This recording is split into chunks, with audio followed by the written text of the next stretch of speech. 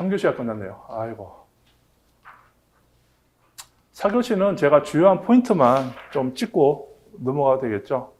이게 너무 길어지기 때문에. 그리고 이게 어차피 바로 나올 문제는 아니고 제가 늘 강조한 부분은 이 문제가 다음에 어떻게 변형돼 나올 거고 이 문제를 왜 냈는가 이게 중요하기 때문에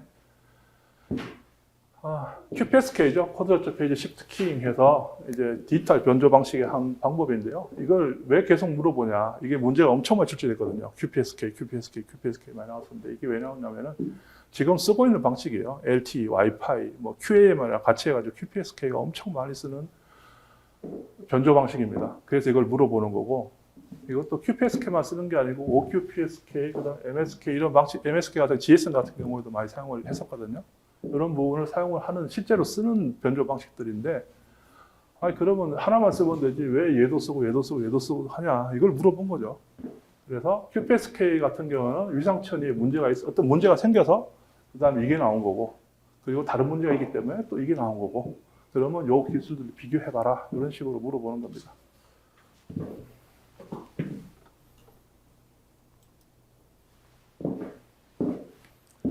변조의 개념 나오죠. 일방 디지털이죠. 디지털을 아날로그 신호에 실어서 보내면은 그걸 다시 디지털 신호로 복원하는 게 디지털 변조의 개념입니다.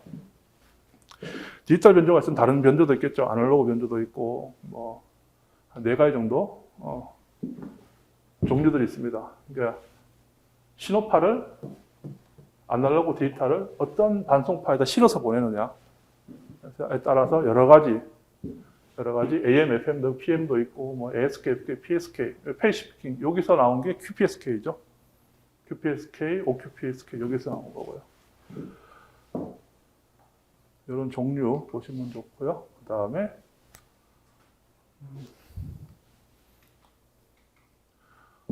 요 같은 경우에는 이제 QPSK가 이렇게 위상이 4군데 찍히는 겁니다. 이거 이제 성상도라 그러죠. 성상도.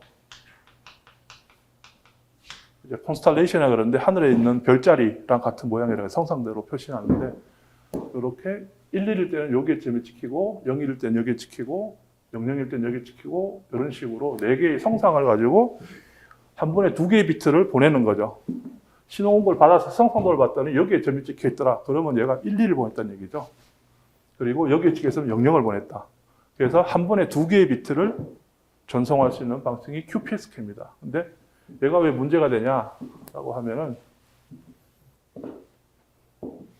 여기서 여기로 갈 때는 이렇게 데이터가 돌죠. 이렇게 여기에 점이 딱 찍히는 게 아니고 선이 쭉 보이거든요. 선이 쭉 보이고 내가 어떤 동기 시간에 딱 하면 거기 점이 딱 찍히는 건데 이렇게 돌다가 여기 점이 딱 찍히고 이렇게 돌다가 이렇게 딱 찍히는데 문제는 그전 데이터를 1, 2를 보냈고 그 다음에 00을 보내면은 이렇게 가는 게 아니고 이렇게 갑니다. 신호가 하면은 성상도를 봤을 때 요거는 위상이고요. 요게 45도, 135도, 225도, 315 이렇게 되는 거고 요게 안쪽으로 들어가면 여기는 요 신호의 진폭입니다. 진폭. 그러니까 얘 같은 경우는 진폭이 일정하죠. 이렇게 돌아가는 거는. 그러니까 일정한 진폭으로 쭉 신호가 가는 거하고 그리고 이렇게 해서 요거를 이제 제로 크로싱이라고 하는데 제로 크로싱을 하게 되면은 신호가 이렇게 갔다가 커지겠죠. 신호의 크기가 작아졌다 커졌다는 게 보이잖아요. 그렇게 되면은 당연히 이게 좋겠죠. 얘보다. 왜냐하면 증폭기에 문제가 생길 수가 있고요. 증폭기는 내가 이만한 신호를 전송을 할 거라 생각을 하고 드레인 전압을 내가 쓸 수 있는 드레인 전압을 여기다가 이제 가동부를 여기다 걸어놨는데 이렇게 되면 효율이 좋은 거죠. 내가 원하는 정보에서 움직이는 건데 얘가 이렇게 하다 쭉 빠져요 한 번씩. 빠지면은 내가 잘 하라고 이만큼 에너지를 주고 있는데 파워앰프에다 에너지 결고 있는데 안 쓰네요. 안 썼다 이러면은 이게 효율이 많이 떨어지죠. 떨어지고 여러 가지 이제 어쨌든 극격하게 바뀌는 거는 문제가 발생을 할 수 있고 두 번째는 얘가 이 점을 가지고 데이터를 분별하는데 위상이 딱 맞으면 좋죠. 근데 이게 감도가 떨어지면 점들이 이런 데 막 찍히거든요. 그래도 어쨌든 여기 찍혀도 일일이죠. 보면 일일을 알 수 있는데 얘가 진폭이 떨어져서 여기 찍히면은 애매하죠. 0으로 갈수록 위상 구별하기 힘들죠. 그래서 이런 문제가 있어서 이걸 없애고 싶다라고 해서 나온 게 OQPSK입니다. 좀 특이한 기법을 써가지고 이게 제로 크로싱 안 가고 무조건 제로 1 요렇게만 돌도록 시스템을 구성한 게 OQPSK입니다. 그럼 MSK는 왜 나왔냐? 미니멀 시프트 킹이라고 그래서 이게 대역폭을 줄이려고 나온 거예요. 대역폭하고 사이드 로브를 줄이려고 나오는데 그거는 이제 요거를 보고 설명을 드릴게요. 여기 노이즈 피겨가 있네요. 어떤 신호가 있으면 대역폭이 있고 노이즈가 있죠. 노이즈가 있는데 이 노이즈에서 개선된 방향으로 가는 거는 일단 대역폭이 좁은 게 좋죠. 같은 데이터를 보낼 때 대역폭이 좁아야 여러 명이 쓸 수 있는 거고 대역폭이 좁더라도 저희가 이 사이드 로브라 그러는데 통신에서는 FM이라든지 사이드 로브라 내가 보내는 신호가 있으면은 옆에 이렇게 뜨는 신호들이 있어요. 이걸 사이드 로브라 그러거든요. 주파수 관점으로 봤을 때. 그럼 내만 쓰는 게 아니고 옆에 또 다른 사람 한 명이 또 있겠죠. 또 있으면 여기 사이드 로브가 이렇게 뜰 거고요. 그러면 이 사이드 로브가 크게 차이가 나면 상관없는데 얘가 SMB가 나빠가지고 이게 커지면은 얘가 잡음에 영향을 받겠죠. 그렇게 해서 이 사이드 로브를 줄이는 걸 많이 합니다. 사이드 로브를 줄이려고 노력을 많이 해요. 그런 일환으로 나온 게 MSK라고 보시면 되고요. 여기서는 사이드 로브지만 3G나 LTE에서는 이걸 뭐라 그럴까요? HPR이라고 그러죠. HPR. ACLR. 인접 채널 간섭도 해가지고 보시면은 서드 오더 3차 하모닉이 쭉에 뜨죠. 서드 하모닉이랑 나의 본신하고 갭이 얼마냐라고 보는 게 HPR, ACLR이라고 해서 저희가 이거를 이제 중요해 보는데 이걸 줄이려고 하면은 아까 얘기했던 또 글로 들어가죠. P1DB, IP3, 인터모듈레이션 그런 기법을 써서 얘를 줄여야 된다라고 하는 게 다 연결됩니다. 연결돼서 결국 한 가지만 명확하게 아시면은 다 이거 보면 또 이게 생각이 나거든요. 사이드 로브면은 불협화면은 인접 채널이고 인접 채널이면은 파워 앰프가 잡음을 많이 발생시키는 거고 파워 앰프가 잡음을 많이 발생시킨다는 거는 IP3가 낮다는 얘기고 그 다음에 P1DB도 낮다는 얘기고 그렇죠? 그렇게 했을 때 어떻게 하면 개선할 수 있을까? 라는 문제까지 갈 수가 있죠. 그래서 전력 스펙트럼에서 봤을 때 이게 자기 본 대역폭이죠. 이게 좁을수록 대역폭이 좁으면 좋은 거죠. 그리고 여기 사이드 로브죠. 불협화들. 얘가 3차일 거고, 얘가 5차일 거고, 얘가 7차일 거고, 얘가 9차일 거고, 9차 IMD가 뜨겠죠. 쭉 뜰 거예요. 사이드 로브라고, IMD라고 보기는 그렇네요. 사이드 로브로 보고, 어쨌든 불협화기 때문에. MSK 같은 경우에는 대역폭은 좀 넓은데, 사이드 로브가 얘보다 낮죠. 작아졌고. 근데 BPSK 봤을 때는 대역폭이 넓죠. 얘보다 2배 정도 넓고, 사이드 로브도 크죠.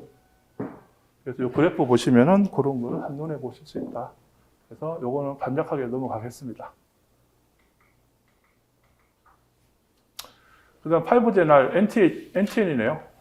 이거는 뭐 쉽게 설명드려가지고 위성으로 중계하는 거죠. 예전에는 이제 5G가, 얘도 5G 기술이긴 한데 예전에 이전 세대 LTE나 뭐 3G나 2G는 기지국이 다 땅에 있었죠. 땅에 있었는데 NTN이라는 기술 나와서 인공위성으로 기지국 역할을 대신하겠다라고 하는 게 NTN의 개념입니다. 스타링크요? 요즘에 나오는 것들, 그런 것들. 이런 개념에 비유사하죠. 그래서 위성이나 그 다음에 고고도 플랫폼을 이용해서 이걸 활용을 하겠다라는 개념입니다. 이런 거 보면 드는 생각이 위성영향을 문제 많이 나오겠죠. 위성의 종류가 어떤 게 있느냐. 정지위성, 고궤도, 저궤도, 그다음 극지 위성, 그다음에 자세제는 어떻게 할 거냐, 위성이랑 통신 어떻게 할 거냐, 그다음 위성이랑 통화하는 전파 대역은 어떻게 되느냐, 라는 걸 다 물어볼 수 있죠. 그러니까 위성이 나오면은 그냥 위성을 보지 마시고 이런 거랑 묶어서 보시면 돼요. 그다음에 NTN, 위성 구성 요소는 이렇게 되고요. 위성, 그다음 지상 게이트웨이, 유저 이퀴먼트, 단말이죠. 그다음에 코어 네트워크, 백홀 네트워크 이렇게 구성이 되고요. 사용 주파수 같은 경우에는 이제 프리퀀시 레인지 1하고 레인지 2가 있습니다. 그래서 레인지 1 같은 건 L밴드, 그 다음에 S밴드, 1에서 2기가, 2에서 4기가, 그 다음에 프리퀀시 레인지 2는 Q밴드, K밴드, 12기가, 40기가, 그 다음 Q밴드는 33에서 50기가, V밴드는 50에서 75GHz 이렇게 사용을 하게 되어 있는데요. 여기에 대한 특징이 있죠. 서브, 넓은 커버리지, 낮은 주파수 넓은 커버리지, 그 다음에 안정적인 신호 통제를 가지고 높은 주파수 대역에서는 전송거리는 짧은데 대역폭이 넓죠. 넓어서 많은 데이터를 보낼 수 있다.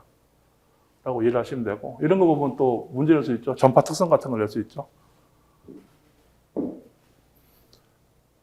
뭐 저주파와 고주파의 차이점, 뭐 밀리미터 웨이브의 특징, 이런 것들 다 낼 수 있는 그런 사항이 열려 있고요. 그 다음에 NTN하고 지상 네트워크 비교입니다. 전송 방식, 전송거리, 뭐 자연재해 구현 비용이 있는데요. 이걸 지상 네트워크랑 위성 네트워크로 사용하시면 단순하게 나옵니다. 그래서 전송 방식은 뭐 무선 위성 뭐 이렇게 나오고요. 전송거리는 장거리죠. 위성이니까. 그 다음에 지상 네트워크는 단거리죠. 해봤자 몇 킬로 안쪽에 있는 거고요. 그 다음에 자연재해는 영향이 없음. 인공위성이 위에 떠 있으니까요. 없고, 그 다음에 지상 네트워크는 영향이 있죠. 태풍 왔을 때 뭐 안테나가 뭐 쓰러진다거나 뭐 이런 문제가 있는데, 진짜 자연재해에 영향이 없을까요? 위성이요? 위성 같은 경우에는 강우 감쇄, 뭐 이런 거, 전리파 이런 것들 많죠. 비 왔을 때 수증기에 대한 강우라든가 뭐 나뭇잎 산란 이런 것도 영향이 많기 때문에, 어쨌든 비교할 때는 그런 식으로 영향을 적으시면 되고요. 구현 비용은 높음, 낮음 이렇게 하시면 될 것 같습니다. 그 다음에 트랜스페런트하고 리제너레이티브가 있는데요. 트랜스페런트 같은 경우에는 위성의 역할에 따라 구분합니다. 얘가 그냥 중계만 하느냐, 지상국에서 보낸 신호를 그냥 전송만 하는 거냐, 아니면은 이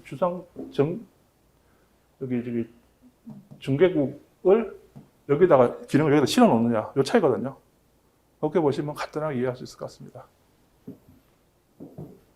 그래서 트랜스페런트 같은 경우는 위성이 RF 리피트 역할을 하는 거고, 얘는 NR, 유레이도 5G가 NR이죠. 그래서 기지국이 탑재된 형태로 가는 게 리제너레이티브 형태입니다. 그래서 위성망 규전은 비교하시는 거 보면 이해가시겠죠. 뭐 기지국 땅에 있는 거하고 위에 있는 거하고 뭐 금액적이라든가 지연 시간이라든가 보시면은 이해가 안 가실 부분은 없을 것 같습니다. 그래서 결론은 이렇게 지을 수 있고요. 제가 여기서 말씀드리고 싶은 거는, 요번에 아까도 말씀드렸지만 6G가 이동통신이 하나밖에 안 나왔는데, 이거 어떻게 보면 5G라고 볼 수도 있죠. 근데 6G는 분명히 내고 싶었을 거예요. 누구 저라도 내고 싶어요. 근데 낼 만한 게 마땅치가 않아요. 그래서 요거는 한 최소한 5, 6년, 7, 8년은 계속 나올 거다. 사탕 까먹듯이. 새로운 기술에 대한 발표가 되고 하면 계속 나올 거예요. 나올 거기 때문에 이동통신은 이쪽에만 포커싱 하시면 될 것 같습니다. 이동통신은 간단해요. 알잖아요. 뭐 2G나 이런 거 내지는 않잖아요. 5G 하면 6G가 나온 거기 때문에 그렇게 해주면 좋겠습니다. 스마트 도시 개념, 이것도 똑같죠? 1번, 2번, 3번 이런 식으로 문제를 분할할 수 있는데요. 이거는 자료로 대체하겠습니다. 왜냐하면은 요 스마트 시티 배경이라든가 이런 부분들은 정부 자료가 발표가 된 게 있어요. 그 부분을 여기다 제가 이제 정리를 해 놓은 거고,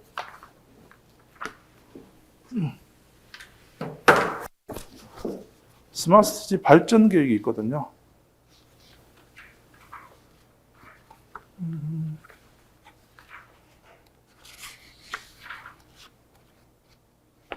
어디 있냐?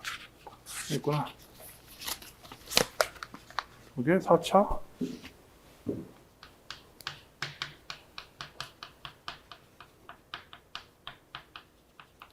다시 종합.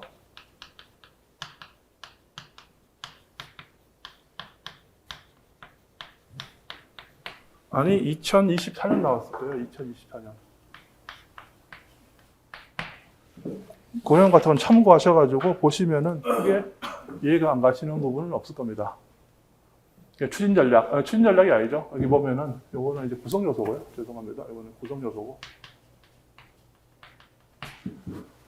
스마트 도시 추진 전략이 포함이 되어 있거든요. 4가지 카테고리로. 스마트 도시는 어떻게 추진하겠다라고 하는 게 있는데, 그거는 지금 뭐 시험 문제나 이런 데 안 나온 것 같아요. 안 나왔는데 좋은 개념이라고 생각합니다.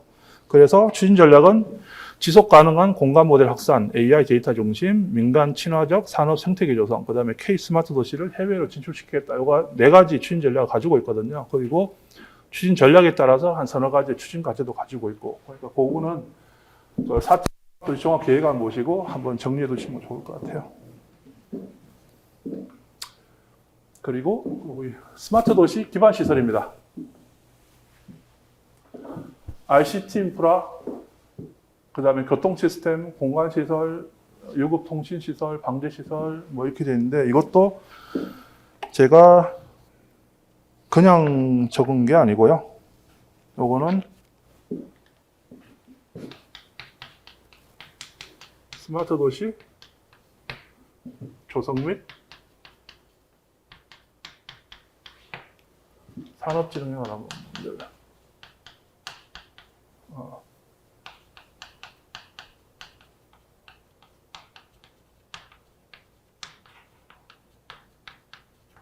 여기 보시면은 그 기반 시설에 대한 정의가 법적으로 되어 있어요.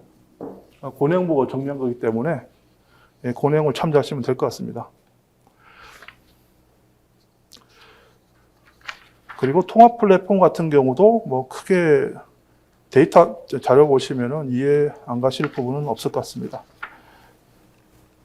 제가 말씀드리고 싶은 거는 스마트 도시 조성 및 산업 진흥에 대한 관한 법률을 보시고 이것만 보시는 게 아니고 다른 쪽도 한번 쭉 보시면 좋겠어요. 법적으로 스마트 도시를 어떻게 하려고 하냐, 정부에서.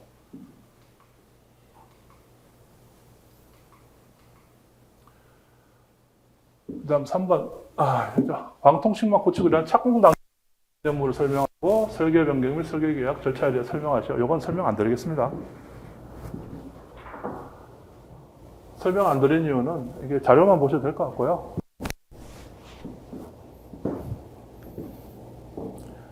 이거 제가 기출문제 봤더니 엄청 많이 나왔어요. 지금까지. 엄청 많이 나왔기 때문에 이런 부분까지 설명드리기는 좀 그런 것 같습니다. 네.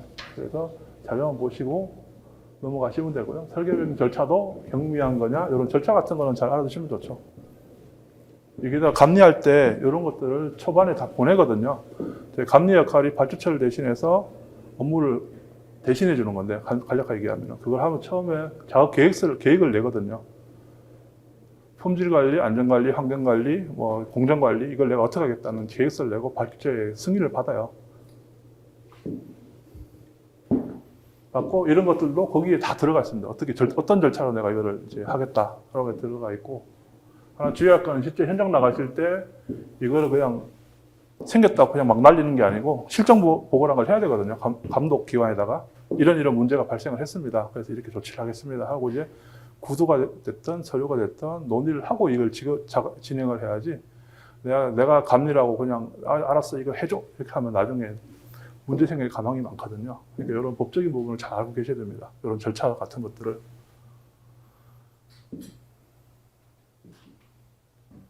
그 다음에 계약 변경 절차고요. 계약 변경도 상당히 중요하죠. 공사가 설계된 대로 가는 경우는 없거든요. 어떤 식으로 계약 변경이 발생을 하게 되는데 계약 변경을 하면 이걸 어떻게 하겠다. 계약 변경이 되면 당연히 따라오는 게 금액 변경이거든요. 금액이 증의되냐 가미되냐라는 거를 다 검토를 하고 거기에 대해서 시공사한테 자료를 받든지 한 다음에 거기에 이제 감리 검토 의견서를 붙여서 발주처에 제출을 해야 됩니다. 이제 그런 데 대한 부분들 조금 프로세스 쭉 보시면 될 것 같고요.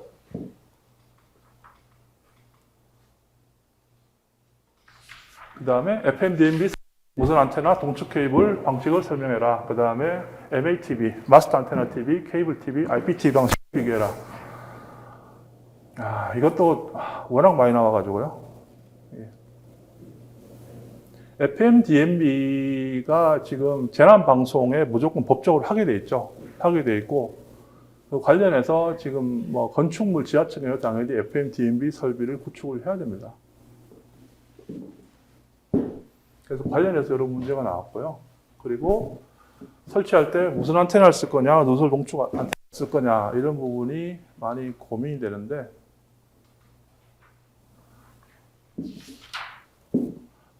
실제 제가 근래 지하철 쪽에 지금 이런 무선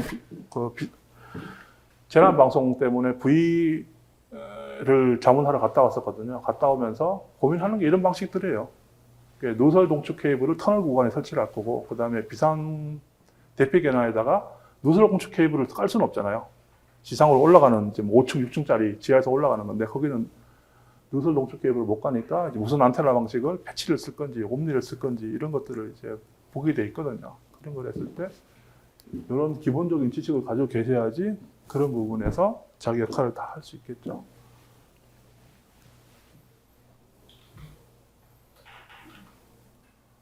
그리고 마스터 안테나 TV랑 예전 방식이죠. 그 다음에 케이블 안테나 TV, IPTV 방식 비교는 저희가 실제로 쓰는 거기 때문에 크게 무리 없이 비교할 수 있을 것 같아요.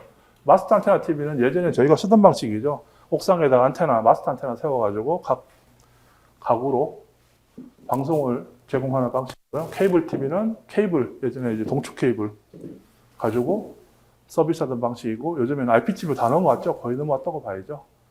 요즘 IPTV로 인터넷 통해서 방송을 보는 그런 서비스로 넘어왔습니다. 그리고 방식 비교는 그것만 알면은 크게 무리 없이 작성을 할 수 있는데, 이런 문제는 한번 보고 들어가면은 뭐 거저 주는 문제죠. 어떻게 보면은 누구나 쓸 수 있는 문제라고 할 수 있겠습니다. 네, 그래서 이 부분 넘어가고요. 그 다음에 원가 계산 방식 설명입니다. 이것도 다 나눠놨네요. 보면 다 나왔어요. 개념 특징 해서 공사비 산출 규모까지 있는데, 이것도 자료로 대체하겠습니다. 왜냐하면 이것도 워낙 많이 나왔어요.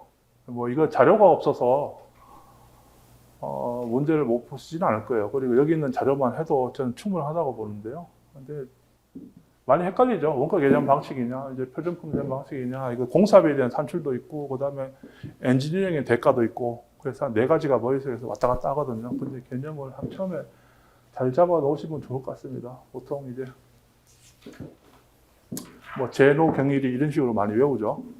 뭐 재료비, 노후비, 경비, 일비, 이윤 이런 식으로 해서 총원가 계산하고, 거기에다가 이제 보험이라든가 뭐 VAT 같은 거 해서 총 이제 공사 금액을 계산하는데, 그건 한번 정리 따로 하셨으면 좋겠습니다. 이게 이제 직간일비도 있네요. 그러니까 재노 경일이 있고 직간일이 있고, 두 가지가 대표적인 방식이죠. 공사비 계산 방식이죠.